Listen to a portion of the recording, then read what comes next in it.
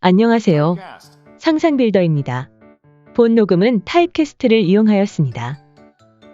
449번째 독서 요약입니다. 책 정보. 제목 아파트 투자는 사이클이다. 저자 이현철. 출판일 2022년 10월 28일. 저자 소개. 저자 이현철. 대한민국 유일무이 대중심리를 바탕으로 시장을 정확하게 분석하는 부동산 전문가다. 2005년 공인중개사 자격 취득 후 대치동 및 여러 지역에서 중개소를 운영했고 아파트 분양 현장에서 수천 명의 고객을 상담하며 투자 상품을 앞둔 대중 심리의 민낯을 고스란히 마주했다. 전통 경제학 기준으로 볼 때 인간은 합리적인 존재이기에 쌀 때 사고 비쌀 때 파는 합리적인 선택을 하는 게 맞지만 대한민국에만 존재하는 전세 제도와 정부의 시장 개입과 강력한 규제로 인해 행동 경제학에 기반한 투기 심리의 프레임으로 시장을 전망해야만 정확히 예측할 수 있다는 아파트 사이클론을 주창했다. 정부의 규제마저 이기는 가장 강력한 에너지는 대중의 투기 심리임을 밝히고 상승과 하락의 진행을 논리적으로 설명하는 근거인 전세가와 매매가의 상관성을 명확히 규명했다. 또한 여타 전문가와 다르게 정부의 시장 규제를 역지사지 입장으로 각 주체에 맞게 합리적으로 해석하여 솔루션을 제공하는 것으로도 정평이 났다. 대중이 듣고 싶어하는 얘기가 아닌 냉정하고 정확한 시장 분석을 해왔기에 전망 당시에는 대중의 반발을 불러왔지만 시간이 지날수록 예측의 정확도로 인해 신뢰가 쌓이며 전문가 중에 전문가로 인정받고 있다. 상승과 하락 어느 한 면만을 고집하는 반쪽짜리 전문가가 아닌 시장의 사이클에 따라 상승과 하락의 사이클을 예측하는 전문가로서 귀감을 보이고 있다. 책 소개. 대한민국 부동산 시장을 소름 끼치도록 정확히 예측한 진짜 전문가. 전 세계의 투자 대가의 격언을 빌려 아파트 사이클과 매매 타이밍을 설명한다. 아파트 사이클 연구소 이현철 소장은 여러 부동산 전문가가 하락을 점치던 2018에서 2019년에 부동산 폭등장이 온다 고 외치고 모두가 한 목소리로 집은 오늘이 가장 싸니까 무조건 사야 한다고 부르짖던 2021년에는 조정을 지나 본격적인 하락장이 도래할 것이라며 매도를 권유했다. 또한 임대차 3법 시행 만 2년이 되는 2022년 8월 전세대란이 올 거라는 부동산 전문가들의 한결같은 예측과 반대로 8월 전세대란은 없다 며 못을 박았다. 전문가들이 자신의 빗나간 전망에 대한 해명 없이 달라진 시장에 따라 입장을 바꿀 때 이현철 소장의 전망은 현실에서 그대로 실현되고 있다. 예언에 가까울 정도로 정확한 시장 예측을 할 수 있었던 건 현장에서 깨달은 아파트 사이클이 있었기 때문이다. 주식 투자의 세계에서 매수는 기술, 매도는 예술이라 하듯이 부동산 투자 역시 상품을 사는 게 아니라 때를 사는 것이다. 부동산 시장은 긴 호흡 때문에 시장 전환의 시그널을 읽기가 어렵고 상승이든 하락이든 한번 시장의 방향성이 정해지면 긴 시간을 그대로 흘러가는 경향이 있다. 때문에 상승 또는 하락 한 방향만을 주야장천 외치는 이들이 많다. 이들의 잘못된 고정관념과 편견을 깨기 위해 투자의 원리가 일맥상통하는 주식시장의 대가들이 남긴 명언을 통해 대한민국 부동산 시장의 사이클과 매수, 매도의 시기를 분석했다. 쌀 때 사서 비쌀 때 파는 투자의 기본은 아파트 사이클을 통해서만 이해하고 실행할 수 있다. 출판사 리뷰. 지금까지 해온 부동산 공부는 가짜다. 주식, 채권 등 다른 투자 분야와 다르게 대한민국 부동산 시장에는 잘못된 믿음이 신앙처럼 존재하고 있다. 부동산 불패, 강남 아파트는 끝없이 우상향한다, 똘똘한 한 채 등의 얘기가 마치 불가침의 신성처럼 여겨지고 있다. 불과 9년 전 서울 역세권의 브랜드 신규 아파트가 40% 할인 분양에 중형 승용차나 금 50돈을 사은품으로 제공했었다고 말하면 팩트를 체크하기도 전에 그런 일은 있을 수가 없다며 부정하기 바쁘다. 부동산 불패의 상승론자들은 역사에 기록된 하락장의 암흑기에 대해 말하면 믿음에 도전하는 불경스러운 이야기를 들은 듯 반응하기까지 한다. 코로나 팬데믹 이후 세계에 풀린 유동성은 자산시장의 폭등을 불러왔고 하락장을 경험해본 적 없는 20, 30대 눈에는 부동산 상승장이 영원히 깨어나지 않을 다디단 꿈처럼 여겨졌을 것이다. 그들은 영혼을 던졌고 일부는 부를 얻었지만 일부는 하락장이라는 지옥의 길로 걸어 들어가고 있다. 지금까지의 부동산 공부는 늘 사라는 말만 있었지 언제 팔라는 기준을 명확히 제시하지 않았다. 삼성전자나 테슬라 주식을 사도 언제 사서 언제 팔았느냐에 따라 수익률은 천차만별이듯이 부동산 또한 언제 사서 언제 파느냐가 가장 중요하다. 하지만 지금껏 해온 부동산 공부는 매도의 출구 전략 없이 오늘이 가장 싸다며 매수만 부추긴 잘못된 접근이었다. 부동산 전문가라 말하는 이들조차 언제 사라고만 했지 언제 팔아야 한다고 강조하지 않았다. 그것은 매도에 대한 기준 자체가 없었기 때문이다. 하지만 아파트 사이클은 대한민국 부동산 시장을 움직이는 핵심 사요소인 심리, 전세가, 분양, 정책을 기반으로 정확히 언제 사서 언제 팔아야 할지를 정확히 안내하고 있다. 금리, 입지, 호재, 경기 등은 시장을 결코 이길 수 없는 2차 요인일 뿐이며 높은 시세 차익을 거두고 매도하는 출구 전략을 세우는 데 도움이 되지 않는다. 지금껏 해온 투자가 그저 운에 자신을 맡기는 것이었다면 정확한 변곡점을 예측할 수 있는 아파트 사이클을 통해 잃지 않는 투자법을 익히고 다시금 다가올 상승장의 기회를 노릴 때이다. 투자는 운이 아니라 실력으로 하는 것이다. 잘못된 전망을 내세웠던 전문가들이 시장은 예측하는 게 아니라 대응하는 것이라는 말로 빠져나갈 때 아파트 사이클을 기반으로 시장을 정확히 예측한 이현철 소장의 인사이트는 더욱 빛날 수밖에 없다. 왜 주식과 부동산의 콜라보인가? 상승장과 하락장은 거울로 본 듯 똑같다. 다만 정반대의 모습을 비출 뿐이다. 투기 심리가 하늘을 찌르던 2021년에는 상승이 영원하리라고 주장하듯 하락장에서는 바닥을 뚫고 내려가는 지하실의 공포가 영원할 것만 같다. 환희나 공포에 사로잡히면 그 어떤 이성적이고 합리적인 접근도 통하지 않는다. 이현철 소장이 상승과 하락의 변곡점을 정확히 예측했음에도 그 당시에는 오히려 비난과 욕설이 가득했던 것 역시 대중은 보고 싶은 것만을 보고 듣고 싶은 것만을 듣기 때문이다. 2021년 상승장 한복판에서 조정과 하락을 얘기하면 돌아오는 반응은 너 무주택자지? 너 집 없는 벼락거지지? 였다. 2022년 대선은 남녀 갈등과 무주택자와 유주택자의 갈등이 극에 달한 결과였다. 이처럼 대중은 현명한 투자와는 거리가 먼 극단인 편견에 사로잡혀 있다. 이현철 소장은 극심히 굳어진 상승과 하락 어느 한쪽만을 바라보는 대중의 인식을 깨고 인사이트를 주기 위해 세계적으로 추앙받는 주식 투자의 대가들이 남긴 투자 격언을 빌려왔다. 주식 투자의 90%는 심리다라는 앙드레 코스톨라니의 말처럼 대중은 비쌀 때 사서 물리는 바람에 비자발적 장기 투자자가 되어 버티다가 끝내 못 견디고 바닥에서 매도하는 어리석은 행동을 반복한다. 인간의 욕심은 끝이 없고 같은 실수를 반복하기 때문이다. 수조 원의 재산을 쌓고 평생을 성공한 전업투자자나 펀드 매니저로 시장에서 살아남은 이들이 남긴 격언은 심리와 매매 타이밍, 왜 대중과 반대로 행동해야 하는지를 여실히 보여준다. 고수의 길은 통하는 법이다. 주식보다 훨씬 예측하기 쉽고 단순한 로직을 지닌 부동산 투자에 성공하기 위해서 하루에도 30%씩 오르고 내리며 천국과 지옥을 오가는 주식판에서 대가로 살아남은 이들의 지혜와 함께 아파트 사이클의 인사이트를 맛보고 즐기기 바란다. 기회는 늘 준비하는 자의 것이다. 다음에 찾아오는 상승장에서 웃을 사람은 분명 아파트 사이클을 익히고 아는 사람일 것이다. 책에서 얻은 내용. 상승장에서는 누구나 전문가가 될 수 있습니다.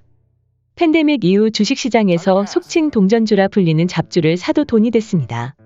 많은 이들은 자신이 주식에 재능이 있다고 생각하고 쉽게 돈을 버는 행복한 순간이 영원할 거라 믿었을 겁니다. 이즈음 퇴사 후 전업투자까지 생각한 분도 많았습니다. 부동산 시장도 마찬가지입니다. 집을 사지 않으면 영원히 도태된다. 망설이는 순간 당신은 평생 무주택자로 살 수밖에 없다. 라는 메시지는 강력하고 전염성이 강합니다. 욕망과 공포 두 가지 인간 본연의 감정을 자극하기 때문입니다. 부의 사다리가 끊겼다고 느끼는 분노한 젊은 세대와 노후가 불안한 중장년 세대는 상승만을 외치는 이들에게 열광할 수밖에 없었습니다. 그런 와중에 제가 부동산 하락이 다가온다는 정반대의 메시지를 설파했으니 어떻게 보였을지는 말하지 않아도 뻔합니다. 이쯤에서 주식시장의 대가가 한 말을 들어볼까요? 물이 빠졌을 때 비로소 누가 발가벗고 헤엄쳤는지 알 수 있다. 워런 버핏. 물이 들어올 땐 노를 젓는 게 맞습니다. 하지만 물이 빠지는 조정과 하락의 시기가 되면 누가 발가벗고 헤엄을 쳤는지, 물이 빠지는 걸 대비 못한 사람이 누구인지 빤히 드러나기 마련입니다. 진짜 전문가와 가짜 전문가가 확연히 구분될 수밖에 없습니다. 제가 이 책을 쓰는 이유는 단 하나입니다. 밀물과 썰물 같은 부동산 사이클을 미리 알고 대비하고 투자하자는 것입니다. 팬데믹 패닉에 빠졌었던 여의도 증권가처럼 상투에 영끌해서 집을 사서 집에 돈이 묶이고 대출이자와 원금 상환에 허덕이는 전쟁 같은 삶을 살 것인지, 다가오는 하락장을 대비하고 공부하여 살 때 사서 여유와 행복을 누릴 것인지는 어디까지나 투자자의 선택에 달렸습니다. 이 책을 읽는 여러분이 투자의 바다에 가장 먼저 뛰어드는 용감하고 지혜로운 한 마리의 펭귄이 되기를 기원합니다. 투자에 있어서 한 가지 상황으로 사고가 고정돼 버리는 것만큼 위험한 게 없습니다. 상황은 늘 가변적입니다. 부동산 시장에 대한 예측이 틀리는 건 상황을 판단할 때 기본 전제로 삼은 조건 설정부터 틀린 경우가 대부분입니다. 앞서 말한 똘똘한 한 채는 결코 하락하지 않는다는 전제가 이번 상승장에서의 대표적인 잘못된 전제입니다. 집값이 오를 때는 당연히 좋은 집이 많이 올라가듯 떨어질 때 역시 많이 올라갔던 좋은 집이 가장 많이 떨어집니다. 하늘을 나는 비행기가 추락하는 것이지 횡보하는 바다 위 배가 추락하는 게 아닙니다. 집값이 상승하던 시기에는 조망권, 일조권 같은 무형의 전망에도 프리미엄이 붙고 가치가 매겨지지만 하락할 때는 실제로 손에 잡히는 실질적인 것의 가격만 남습니다. 부동산은 첫째도 입지, 둘째도 입지라는 거짓말에 속고 있다. 모두가 어떤 자산에 리스크가 있다고 믿어서 매입을 꺼려하면 결국 자산 가격은 리스크가 전혀 없는 수준으로 떨어진다. 랄프 웬저, 월스트리트에서 소형주 투자의 개척자로 꼽힌다. USA 투데이가 월스트리트의 포트폴리오 매니저를 대상으로 실시한 내 자산 관리를 맡기고 싶은 펀드맨이죠. 조사에서 워런 버핏을 제치고 1위를 차지하기도 했다.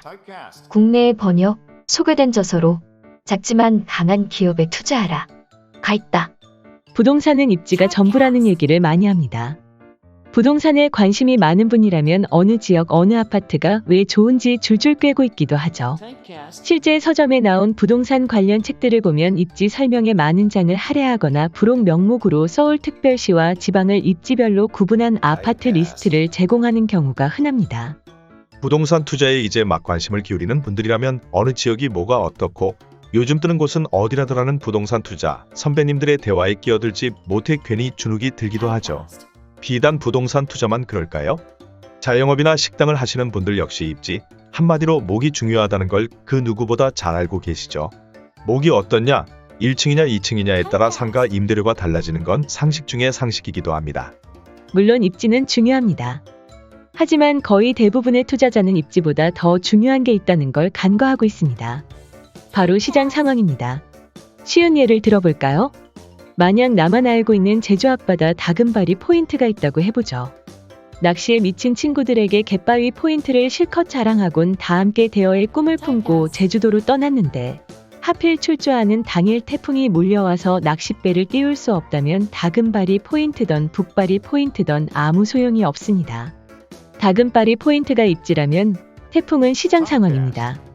시장 상황은 모든 것을 삼켜버리고 모든 장점을 해석시키는 거대한 존재입니다. 개인 투자자는 결코 거스르거나 이길 수 없죠. 코로나 팬데믹 시기에는 유동인구가 많은 최고 입지에 자리 잡은 식당이든 동네 골목 식당이든 가릴 것 없이 매출에 치명적인 타격을 입었습니다. 사회적 거리두기와 영업시간 제한이라는 시장 상황 때문이죠. 변별력 있는 입지는 그대로이고 부동산은 말 그대로 움직이지 않고 변한 게 없지만 팬데믹이라는 태풍 때문에 입지와 상관없이 요식업 전체의 파이가 쪼그라들었습니다. 하지만 많은 분이 부동산 불패나 강남 불패, 입지 불패의 신화에 취해 있습니다. 이는 기상특보를 발령해도 다금바리 포인트가 어디 사라지는 게 아니니 태풍 따위 상관없다고 굳게 믿는 것과 다를 게 없습니다. 태풍이 몰아칠 때 배를 띄우면 대물 낚시는 고사하고 목숨이 위험할 수 있습니다. 마찬가지로 시장에 태풍이 불 때 투자를 진행하면 수익은 고사하고 목돈이 묶이고 이자 부담에 짓눌리며 다시는 부동산 투자를 생각도 하기 싫어질 만큼 지옥 같은 삶을 경험하게 될 수도 있습니다. 지옥으로 가는 길은 선의로 포장되어 있다. 빨리 부자가 되는 방법을 말해줄 수는 없지만 빨리 가난해지는 방법은 알려줄 수 있다. 그것은 빨리 부자가 되려고 애쓰는 것이다. 앙드레 코스톨라니, 유럽의 전설적인 투자자. 철학과 미술사를 전공했고 피아니스트가 되는 것이 꿈이었으나 증권계 투신 후 유럽 전역에서 활동하면서 투자의 대부가 되었고 두세 대에 걸쳐 독일 증권시장의 우상으로 군림하였다. 국내에 소개된 책으로는 투자는 심리게임이다. 돈이란 무엇인가? 돈 뜨겁게 사랑하고 차갑게 다루어라 등이 있다. 연세대학교 세브란스 병원 정신과 외래 교수이자 연세 봄 정신건강의학과에서 일하는 박종석 대표원장은 2019년부터 주식 클리닉을 운영하고 있습니다. 그는 무리한 투자로 큰 손실을 겪은 투자자들이 겪는 우울증과 외상 후 스트레스 장애의 치료를 돕고 있죠. 그런 그도 한때 주식 투자를 통해 3억 원 이상의 손실을 보고 심지어 병원에서 해고당하기까지 했습니다. 주식에 빠진 의사, 우울증에 걸린 의사로 병원 안팎에 말이 퍼졌기 때문입니다. 36 노총각, 흑수저 의사, 평생 모은 돈을 주식으로 날린 의사가 되어 가족, 친구와의 연락을 모두 끊고 아무런 희망도, 의욕도 없이 지방으로 내려갔다고 합니다. 명색이 정신과 의사인데 주식 투자로 인해 돈뿐만 아니라 정신 건강마저 잃은 것이죠. 그는 실패의 원인을 자만으로 꼽습니다. 정신과 의사니까 자기 관리를 잘할 것으로 생각하고 욕망도 절제할 수 있다고 판단한 것이죠. 박종서 권장은 연호에서 10%씩 꾸준히 수익을 내겠다는 현실적인 목표가 아니라 주식으로 돈을 벌어 하루라도 빨리 서울에 집을 사겠다는 욕심이 컸다고 합니다. 한 스텝씩 꾸준히 밟은 게 아니라 10계단, 20계단을 껑충 뛰어넘으려고 했던 거죠. 박종석 대표원장은 자신의 실패와 재기를 다룬 책 살려주십시오에서 정신과 의사임에도 멘탈이 흔들려 전 재산을 날렸던 자신의 과거를 소개하고 있습니다. 그의 메시지는 단순합니다. 주가가 요동친다고 해서 마음까지 요동치면 되겠냐는 것이죠. 흔들리지 않는 편안한 심리 투자만이 계좌를 채운다는 겁니다. EBS 명예, KBS 생로병사의 비밀 등에 출연했으며 수많은 주식 투자자의 심리를 분석, 연구한 최사목 정신과 전문의의 책 주식은 심리다를 보면 실제 투자를 통해 이익과 손실을 경험해본 투자자라면 내 얘기인가 싶은 상황이 많습니다. 주식은 심리다. 에서는 투자 성공을 1단계부터 5단계로 나눠 놓았는데요. 투자 성공의 1단계가 바로 나는 어떤 투자자일까? 를 아는 것이라 말합니다. 성공 1단계에서 반드시 필요한 건 투자 원칙을 세우는 것입니다. 주식 투자에는 금리나 환율, 물가, 규제와 정책 등 수시로 변하는 여러 환경적 제약 요소가 있습니다. 그러므로 자신에게 맞는 원칙을 세워야 합니다. 원칙은 어떤 일이 있어도 흔들리지 않는 기준입니다. 세상이 흔들릴 때도 최종 투자 선택을 내리는 나는 흔들리면 안 됩니다. 최종적으로 사고 파는 건 사람이 하기 때문입니다. 매매 당사자는 이성적이고 합리적인 판단에 따라 매매한다고 느끼겠지만 이는 착각일 뿐이며 실제로 내리는 최종 결정은 의식적이든 무의식적이든 욕구와 심리의 작동과 선택일 뿐입니다. 사람은 기본적으로 자신에게 관대하기 때문에 자신의 선택에 대해서는 후한 점수를 주기 마련입니다. 주식이든 부동산이든 상승장이 이어지면 자칭 전문가라는 이들이 우후죽순 등장하게 되며 하나같이 약속이라도 한 것처럼 사후확신 편향을 보이게 되죠. 남들 앞에서 몇 번 오르니까 사라고 말했는데 운이 좋아 맞아떨어지게 되면 결국 시간이 지날수록 결과에 의미를 끼워 맞추게 되는 겁니다. 상승 뒤의 하락은 예정된 미래다. 인기 주식은 빠르게 상승한다. 그러나 희망과 허공만이 높은 주가를 지탱해주기 때문에 상승할 때처럼 빠르게 떨어진다. 기민하게 처분하지 못하면 이익은 손실로 둔갑한다. 피터 린치. 여러분의 이해를 돕기 위해 상한가를 기록하고 조정을 받다가 떨어지는 주식의 사이클에 부동산 상승과 하락의 사이클을 비유해서 설명드렸습니다. 주식 상한가 종목의 첫날, 둘째 날, 셋째 날의 흐름을 설명해드렸죠. 만약 주식 시장의 하루를 부동산 시장의 1년으로 비교해보면 어떨까요? 첫날 상한가를 기록하듯이 1년간 아파트 값이 치솟습니다. 당연히 집주인들은 팔려고 내놓았던 매물을 거둬들입니다. 이를 본 매수자들은 최고가라도 살 수만 있으면 당장 사겠다고 나서죠. 무주택자 중 일부가 자신 빼고 주변 사람들 모두 부동산으로 부자가 되는 것만 같으니 나도 사야 하나 싶어서 시장에 진입합니다. 그 와중에 폭등 전 아파트를 샀던 이들 중 몇이 부동산 전문가라 자칭하며 시장에 등장합니다. 그러고는 집은 오늘이 가장 싸다, 내일도 상한가 쳐서 사면 상간다 라며 투자자를 독려하죠. 그러다 보니 이 현상을 기록하듯 2년째에도 상승장은 이어집니다. 3일째 아침이자 3년차 초입, 집값 우상향은 영원히 계속될 것만 같은 기대감에 심장이 터질 것 같습니다. 작년과 재작년에도 거칠 것 없이 오르던 아파트이니 3년 차에도 여전히 하늘 높은 줄 모르고 상승할 것만 같습니다. 주식 강세장일 때 주식 리딩방에 사람이 넘쳐나듯 부동산 채널에는 구독자가 넘쳐납니다. 그런데 묘하게 시장의 흐름이 바뀌죠. 더 많이 사랑하는 사람이 을이라던데 집을 사겠다는 사람의 마음이 조금 식은 것만 같습니다. 왜 그럴까요? 살펴보니 이유가 있습니다. 호가가 너무 높습니다.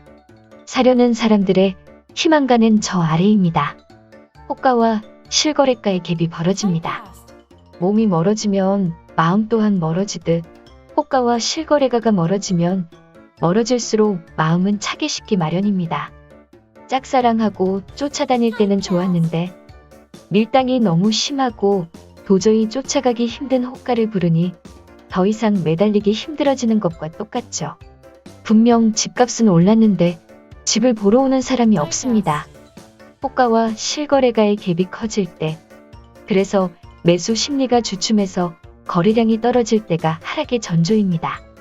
지금까지 해왔던 부동산 공부는 가짜다. 숨이 찰 정도로 흥분해서 이야기하는 사람한테서는 절대 아무것도 사지 마라. 버턴킬 하버드 대학교 MBA를 졸업하고 세계 최대 투자 기업인 뱅가드 그룹과 거대 보험 회사인 프루덴셜에서 이사로 일했다. 프린스턴 대학교에서 박사학위를 취득하고 예일대학교 경영학부 학장과 미국 대통령 경제자문회의 위원, 미국 금융협회 회장을 역임했다. 프린스턴 대학교의 명예교수로 재직 중이며 세계적 베스트셀러 랜덤워크 투자 수업을 썼다. 투자의 성공은 끝에서 시작됩니다.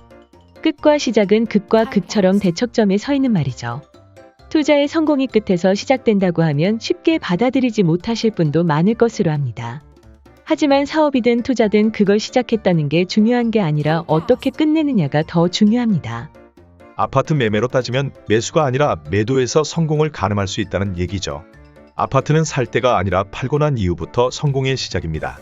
주식 투자에서 말하는 매수는 기술, 매도는 예술이라는 말은 사는 건 누구나 할 수 있지만 수익을 내는 타이밍에 파는 건 무척 어렵다는 걸 뜻하죠.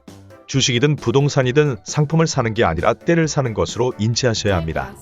똑같이 삼성전자, 테슬라 주식을 사도 언제 사서 언제 팔았냐에 따라 최종 수익률이 달라집니다. 삼성전자나 테슬라 주식은 대한민국 부동산으로 따지면 강남의 1급지 아파트나 마찬가지입니다. 입지 좋고 가치 있는 비싼 물건이죠. 하지만 무엇을 사느냐, 어느 입지의 아파트를 사느냐보다 더 중요한 건 언제 사느냐입니다. 그리고 언제 사느냐보다 더 중요한 건 언제 파느냐이죠. 특히 부동산은 다른 투자 수단에 비해 매도에서 꼬이는 경우가 많습니다. 주식은 하락하는 순간에도 분할 매수가 가능합니다.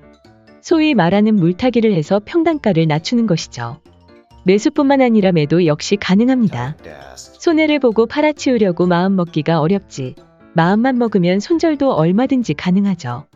하지만 부동산은 덩치가 크고 비싼 물건이다 보니 주식처럼 쉽게 넘길 수가 없습니다. 더구나 하락장에는 당장 팔고 싶다고 해도 받아줄 사람이 없으니 도저히 팔 수가 없죠. 모든 투자와 사업에는 끝이 있습니다.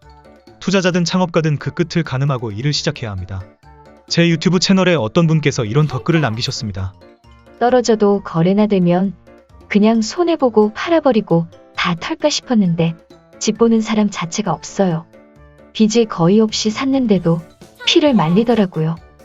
언젠간 우상향인이 떨어져도 기다리면 된다는 건 정말 대인배만 가능한 것 같아요. 그런데 요즘 자신이 대인배라고 착각하는 사람이 많네요. 과거 하락장을 맞고 지금 잘 되신 분들 멘탈이 좋아서 버린 게 아니고 거래가 씨가 말라 강제 장기 투자한 경우가 대부분이에요. 하락장에서 살아남아야 기회가 온다. 시장에서 무엇보다 중요한 것은 살아남는 것이다. 살아남아야 기회가 온다. 대부분 그 기회가 오기 전에 시장에서 쫓겨난다. 조지 소로스 현존하는 최고의 펀드 매니저로 꼽히는 조지 소로스는 퀀텀 펀드 등의 지주회사 격인 소로스 펀드 매니지먼트의 회장이다. 그가 1969년에 짐 로저스와 함께 세운 퀀텀 펀드는 400만 달러로 시작해 1989년까지 20년간 연평균 수익률 34%를 기록하며 헤지펀드의 역사에 새로운 장을 열었다.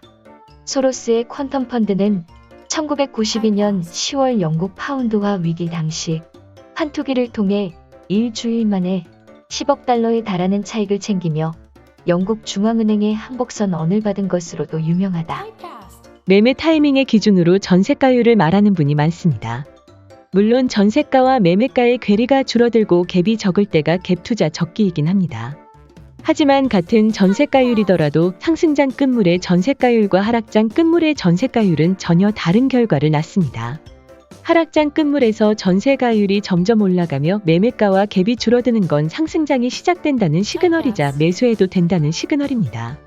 하락장이 계속되면 집값이 바닥을 뚫고 지하실까지 내려가니까 아무도 집을 사려고 하지 않죠. 집을 사지는 않지만 살 집은 필요하니까 전세 수요가 급증합니다. 당연히 전세가도 올라가겠죠. 예컨대 전세가가 1억 5천만 원이고 매매가는 2억 원인 아파트가 있다고 해보죠. 하락장이라 매매가는 수년 동안 계속 떨어져 왔습니다. 이 시기에 결혼을 앞둔 예비 신랑이 대출을 받아 아파트를 매매하려고 하면 주위에서 다 한마디씩 합니다. 집값 더 떨어질 건데 왜 하필 이 시기에 집을 사냐? 처가에 얼마나 잘 보이려고 망하는 길을 선택하느냐는 식이죠. 수년간 계속되는 상승장에서는 지금 집값에서 1,000만 원만 싸도 당장 집을 사겠다던 사람들이 수년간 이어지는 하락장에서는 상승장 대비 수억 원이 빠졌는데도 집을 안 삽니다. 심지어 집을 사려는 주변 사람에게 훈계하고 잔소리를 하죠. 그러다 보니 매매가 2억 원은 그대로인데 집을 사면 돈을 날릴 것만 같아서 전세를 구합니다. 다들 집을 안 사고 전세를 구하다 보니 전세가가 슬금슬금 올라 어느새 1억 8천이 됩니다. 전세가율 90%가 된 상황입니다. 전세 보증금에 2천만 원만 보태면 집을 살 수 있는데 안 삽니다. 수년간 하락했고 오를 기미가 보이지 않으니까요. 이처럼 전세가는 계속 오르지만 매매가보다 더 오를 수 없다 보니 결국 전세와 매매가의 갭이 줄어들다가 전세가 매매가를 밀어 올리며 집값이 올라가는 겁니다. 아무도 집을 사지 않는데 집값이 올라가는 마법 같은 일이 벌어지는 것이죠. 내 집뿐만 아니라 주변 모두 전세가가 상승하면서 매매가를 밀어 올리고 있다면 전세가율을 기준으로 매매 타이밍을 잡아도 좋습니다. 모두가 믿는 투자 상식의 90%는 틀린 정보다. 투자자를 위협하는 가장 큰 적은 감정과 편견이다. 캠피쇼 워런 버핏의 스승 벤자민 그레이엄과 함께 초창기 투자 이론을 만들어낸 투자의 대가 필립 피셔의 아들, 글로벌 머니 매니지먼트 회사 피셔 인베스트먼트를 설립하여 약 220조 원 이상을 운용하고 있다. 우리나라 경제기사를 보면 귀에 걸면 귀걸이, 코에 걸면 코걸이식인 경우가 많습니다. 어떤 결과를 두고 원인을 추론해서 밝혀야 하는데 그 원인이 분명하지 않으니 이런저런 이유를 끌어다 붙여 그럴듯하게 보이도록 만드는 식이죠. 예컨대 주식시장에는 코리아 디스카운트라는 말이 오랫동안 정설처럼 회자되었습니다. 대한민국은 전쟁이 종식된 게 아니라 휴전 상태입니다. 수도 서울에서 불과 수십 캠 떨어진 곳에 북한이 대치 중인 지리적, 정치적 불안정 때문에 주가가 제값을 받지 못하고 실제 가치보다 더 낮은 가격에 거래되고 있다는 것이죠. 북한이 미사일 발사 실험을 했는데 다음날 주가가 하락했다면 여지없이 불안한 대북 정세의 시장이 영향을 받아 주가가 하락했다는 기사가 나옵니다. 그런데 미사일 발사, 핵실험이 주가와 직접적인 연관이 있는 것일까요? 팩트를 따져보면 미사일 발사나 핵실험 직후 주가가 하락한 경우가 있지만 오히려 오른 경우도 있습니다. 알고리즘에서 벗어나야 투자에 성공한다. 전문가들이 예측을 내놓는 이유는 자신이 잘 알기 때문이 아니라 요청을 받았기 때문이다. 존 케네스 갤브레이스. 부동산 투자로 성공하기 위해서는 내가 아는 것이 진정한 알민지 복귀하고 편견을 깨트려야만 합니다. 대부분의 투자자가 최근 몇 년간 이어진 부동산 상승장에서 시장에 진입했습니다. 부동산 초보로 시장에 뛰어들어 유튜브나 책을 보며 많은 공부를 하셨겠지요. 그런 분들은 처음 접한 정보나 유튜버의 메시지를 부동산에 적용되는 단 하나의 가르침처럼 맹목적으로 받아들이기 쉽습니다. 유튜브 알고리즘은 관심 있는 주제에 대한 끊임없는 문어발식 확산으로 내 지식의 바다를 넓게 만들어주는 장점이 있지만 내가 듣고 싶은 것, 내가 보고 싶은 정보만 줄줄이 접하게 돼 지식의 편견이라는 독을 낳을 수도 있습니다. 아파트 상승 키워드로 검색하거나 상승 논조의 유튜브를 주로 시청하고 구독한다면 유튜브 알고리즘 역시 그와 유사한 콘텐츠를 끊임없이 추천하게 됩니다. 그러다 보면 어느새 세상 모든 사람이 상승을 외친다. 곧 세뇌되는 것이죠. 나뿐만 아니라 모두가 그렇게 생각하는 것처럼 보이기에 자신의 선택과 결과에 안심하게 되는 것입니다. 다수의 언론이 검증되지 않은 논조를 생산해내듯 결과의 원인을 끼워 맞추는 방식의 유튜브 알고리즘이 큰 역할을 하게 됩니다.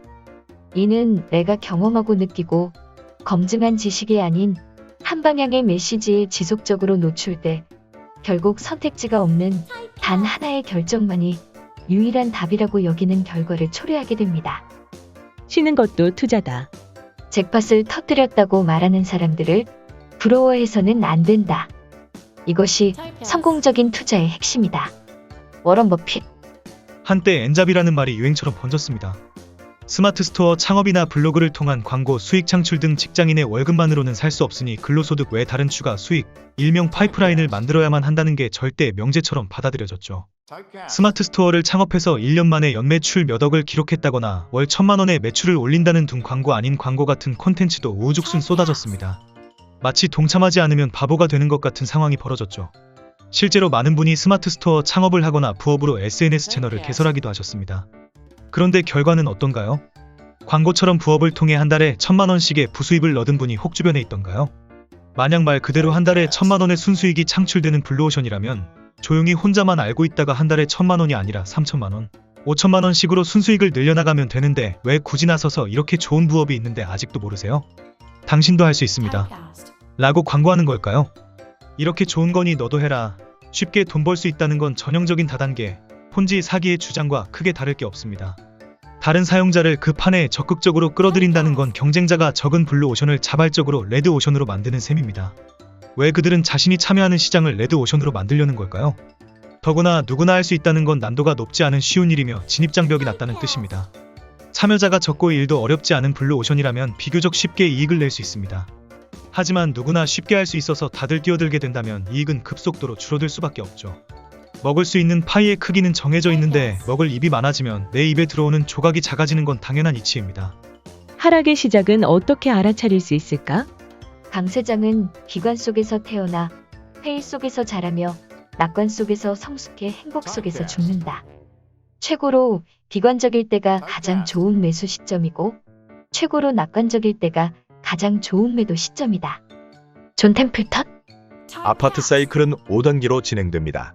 각 단계마다 사이클의 시간이 길거나 짧아질 뿐 사이클의 단계는 동일하게 반복 진행되죠.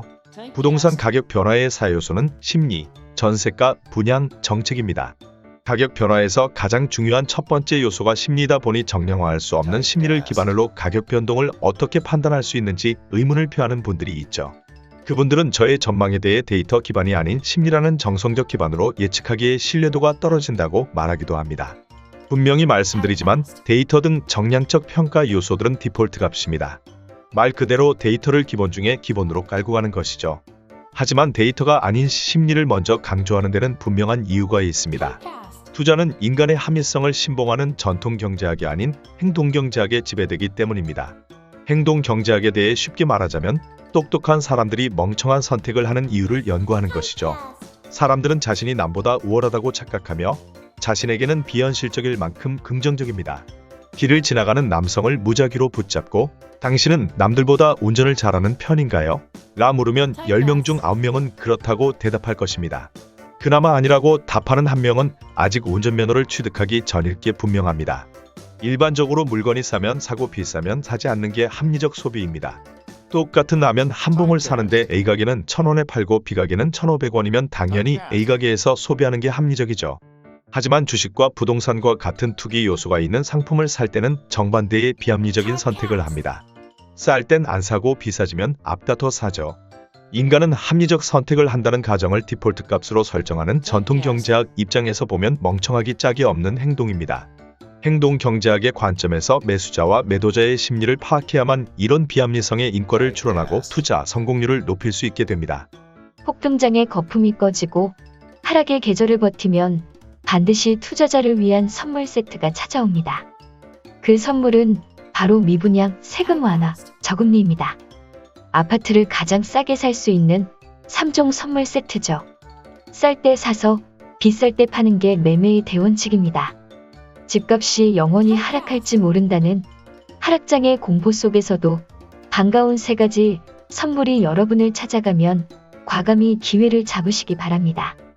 투자는 상품이 아니라 때를 사는 것임을, 무엇을 사느냐가 아닌 언제 사서 언제 파느냐가 중요함을, 아파트 사이클은 곧 성공 투자의 사이클임을 잊지 마시기 바랍니다. 에필로그. 서두르지 말되 쉬지도 말라. 이렇게 또 3번째 책이 세상에 나오게 됐습니다. 사실 책을 꼭 써야겠다는 생각이 있었던 건 아닙니다. 앞선 2권의 책을 써내는 것이 쉬운 일이 아니기도 했지만 하락장을 앞두고 하락을 말하고 책으로까지 낸다는 게 내심 부담되기도 했습니다. 2018년 1월 첫 번째 책 전세가를 알면 부동산 투자가 보인다를 냈을 때 앞으로 폭등기에 해당하는 3에서 4년 정도의 사이클이 더 진행되고 그 다음에는 반드시 하락기가 찾아올 것이라고 책 뒷표지에 이미 분명히 밝혀두었습니다. 당시에는 정확한 부동산 전망을 하는 게 첫 번째 목적이 아니라 우리나라에만 있는 전세제도와 주택가격의 상관관계를 명확히 밝히고 아파트 시장에 사이클이 있다는 걸 알리는 게 우선이었습니다. 집값이 떨어질 때는 전세가 가격 저항선이 되어 하락의 최후 마지노선이 되고 상승할 때는 전세가 집값을 밀어올린다는 걸 논리적으로 설파하는 게 첫책 집필의 이유였죠. 기준을 명확히 설정하면 집값의 오르내림에 대해 전망하는 건 부수적으로 따라오는 것이기도 했습니다. 부동산 관계자 중 전세가와 매매가의 관계를 명확하게 정리하고 이론으로 정립하여 책으로 낸 사람이 없었기에 첫 책은 그 상관관계를 밝히는 것으로 큰 의미가 있다고 여겼습니다. 아파트 사이클의 단초가 되는 심리, 전세가, 분양, 정책의 토대를 세운 것에 대해 내심 자부심이 있기도 했죠. 2020년 6월 두 번째 책 부동산 폭등장이 온다를 출간했습니다. 체가 표지엔 시장은 언제나 규제를 이긴다 는 말이 또렷이 박혀있죠. 저는 폭등을 예상했고 실제로 대한민국 부동산 시장은 폭등했습니다. 2021년 1월에는 제 유튜브 채널을 통해 2021년에도 상승세가 이어지겠지만 매수세가 있는 올해 안에 집을 매도할 것을 권해드렸고 같은 해 8월에는 신사임당 채널에 출연하여 부동산 침체가 올 것이므로 집을 사지 말라고 말씀드렸습니다. 물론 8월 이전부터 하락장이 올 것임을 다른 채널과 다양한 매체를 통해 꾸준히 강조했죠. 해가 바뀌어 2022년 5월에는 8월 전세대란은 없다 고 못을 박았습니다. 시간이 흐른 뒤 제 전망이나 의견이 모두 맞았음이 드러났지만 전망 당시에는 공감보다 욕과 비난이 더 많았습니다. 상처뿐인 영광이라고나 할까요? 그래도 그때는 괜찮았습니다. 제 분석과 전망에 대한 자부심이 있기도 했고 시간은 결국 진짜를 가려낼 것이라 생각했기 때문이죠. 하락장에 대한 다수의 전망 역시 맞아떨어지고 있지만 책을 쓰는 건 제게 별개의 문제였습니다.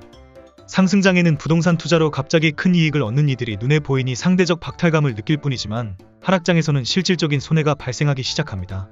지금껏 상투에서 집을 사서 수년 동안의 하락장 동안 물적으로 심적으로 극심한 고통을 겪는 분들을 너무나 많이 지켜보았기에 하락을 앞둔 시점에 책을 내는 것이 과연 맞을까에 대한 고민이 컸습니다. 상대적 박탈감을 느끼는 것과 가정이 깨지고 심한 경우 목숨까지 내던지는 것은 완전히 다른 차원의 문제이기 때문입니다. 폭등을 예견할 때야 돌팔이 부동산업자라는 용몇 마디 들으면 그만이지만 하락을 예견할 때는 집값이 하락하면 큰 피해를 입는 분들의 원망을 들어야 했기 때문이었습니다. 자괴감이 들기도 했죠. 그런데 몇몇 구독자께서 진심 어린 댓글을 달아주시는 걸 보곤 위로를 받았습니다. 제 채널에 영상을 접한 이후 따님이 집을 사려는 걸 말려서 한때 극심한 원망을 들었지만 이제는 딸이 엄마 말 듣고 집 안 사서 다행 이라고 말한다는 친정엄마의 사연. 제 영상을 보고 욕심을 내려놓고 2021년에 매도하였는데 지나고 보니 그때 매도한 게 천만다행이라 생각한다는 분, 내 집을 갖는 걸 포기했었는데 아직 기회가 남아있다는 걸 알고 희망이 생겼다는 분까지 참으로 사연은 다양했는데 그분들의 말씀에는 공통된 게 있었습니다. 바로 자산을 지킬 수 있어서 다행이고 감사하다는 얘기였죠. 저는 제 채널 구독자님이나 제 책의 독자님 모두를 부자로 만들어드리겠다는 거짓말은 못합니다. 저는 아파트 사이클을 연구하는 사람이지 소원을 들어주는 요술램프 속 지니가 아니니까요. 만약 요술램프가 있다면 나 이현철부터 좀 부자가 되도록 만들어달라 고 소원을 빌고 싶은 게 솔직한 심정입니다. 아니, 사람은 누구나 그렇습니다. 사촌이 땅을 사면 배가 아프다는 속담이 있듯이 실거주 내 집값은 그대로인데 사촌이 등기를 치고 분양권을 얻으면 배가 아플 수밖에 없습니다. 이건 잘못된 게 아니라 자연스러운 겁니다. 사촌이 매수한 땅 때문에 배가 아픈 사람더러 배 아프지 말라고 하는 건 인간 본연의 성정을 거스르라는 것과 같으며 아래로 흐르는 물에게 거꾸로 위로 솟으라 말하는 것과 똑같습니다. 투자자는 사람이 지닌 자연스러운 성정인 욕심과 욕망을 인정하고 이득을 얻고자 하는 자신을 통해 세상을 투영해야 비로소 투자 세계의 대중 심리와 흐름을 읽을 수 있습니다. 저는 저의 부족함과 욕심을 알기에 아파트 사이클의 가장 중요한 요소인 심리의 중요성을 그 누구보다 절감하고 있습니다. 저에게는 남을 몇십억 부자로 만들 능력은 없지만 최소한 자산을 지키고 그걸 바탕으로 더 큰 도약을 하는데 도움을 드릴 수는 있습니다. 왜냐하면 저 역시 제가 연구한 아파트 사이클을 바탕으로 집을 매도하고 다가올 기회를 기다리고 있기 때문입니다. 세 번째, 책을 쓰기로 결심한 것은 결국 책을 통해 전하는 저희 메시지가 누군가의 소중한 자산을 지키는데 도움이 되고 희망을 잃은 이에게는 인내 끝에 반드시 기회가 올 것이라는 응원이 되리라 생각했기 때문입니다. 길고 긴 하락장이 시작되면 다들 지쳐 나가 떨어지기 마련입니다. 하지만 시장에 남아 있어야 합니다. 시장을 떠나지 않아야만 기회를 잡을 수 있습니다. 젊은 베르테르의 슬픔, 파우스트 등의 고전을 남긴 괴테는 이런 말을 했습니다. 서두르지 말되 쉬지도 말라. 투자는 고독한 길입니다. 대중과 함께하면 안심이 되지만 모두가 몰려가는 곳에 부자의 길은 없습니다. 모두가 공포에 휩싸일 때 매수하고 모두가 환희에 떨 때 매도하는 건 본성을 거스르는 일이죠. 미쳤다거나 미련하다는 소리를 들을지도 모릅니다. 아니, 들을 수밖에 없습니다. 그 고독한 길을 걸을 때 이 책이 위안이 되고 나침반이 되기를 바랍니다. 이 책으로 인해 단 한 분이라도 소중한 자산을 지킬 수 있다면, 그리고 끝내 기회가 왔을 때 놓치지 않고 힘껏 움켜쥘 수 있다면 더 바랄 것이 없습니다. 기회가 임박하여 또 다른 인사를 들고 여러분을 찾아뵐 수 있으면 좋겠습니다. 이상으로 독서 요약을 마치겠습니다. 감사합니다.